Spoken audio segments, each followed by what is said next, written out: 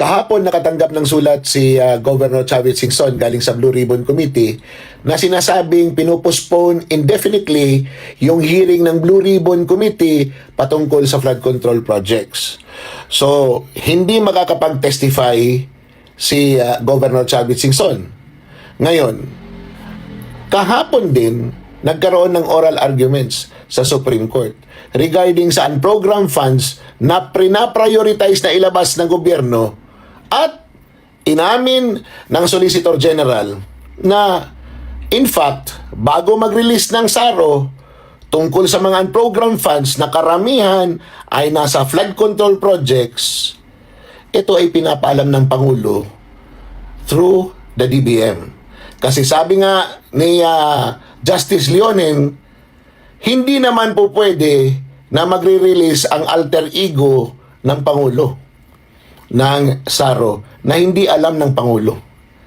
So kahit alter ego ang maglabas, it's still the act of the President. But inamin ng Solicitor General na pinapaalam sa Pangulo na lumalabas ang SARO. Bakit ko sinasabi itong dalawang ito? Kasi matutumbok na yung magiging testimony ni Governor Chavez Singson ay patungkol sa mga anomalya ng mga flood control projects sa Ilocos Norte na ginagawa pa lang hanggang ngayon pero 2024 pa dapat tapos. Tapos ngayon doon sa hearing sa oral argument sa Supreme Court, nakikita na alam ng Pangulo na lumalabas yung pondo ng bayan. Ngayon, ang kulang na lang yung testimonya ng 18 Marines na nagdidiin at nagsasabi na in fact tumanggap ang Pangulo, tumanggap si Sandro Marcos at tumanggap yung iba't ibang opisyal ng gobyerno at hindi opisyal ng gobyerno ng pera. At iugnay ito doon kay Adrian Bersamin na naggawa ng affidavit na ipinakita kay Congressman Libiste na alam din nila Congressman Erice na ang laman doon ay nagsasabi na mayroong text message si Pangulong Marcos at si Bersamin regarding sa delivery ng pera sa Pangulo. With all of this happening, nasa gitna tayo ng krisis sa ating ekonomiya. Nothing is happening fast. Nothing, no offer of solution whatsoever.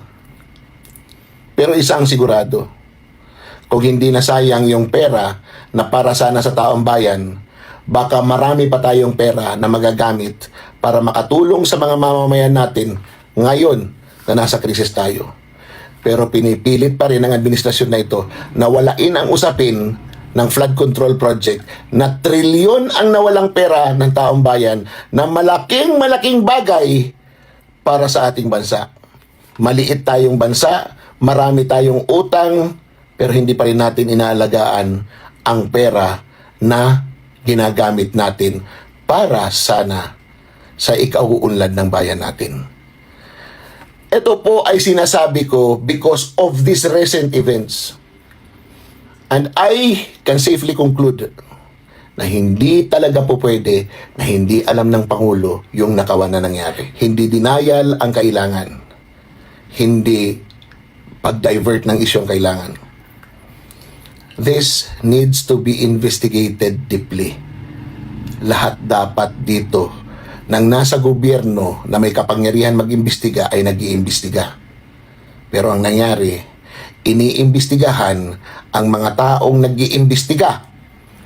Yung mga taong nagsisiwalat, yung mga taong nagsasabi na yung malawakan katiwalian, yung malawakan na kawan ay may kinalaman ang Pangulo dito.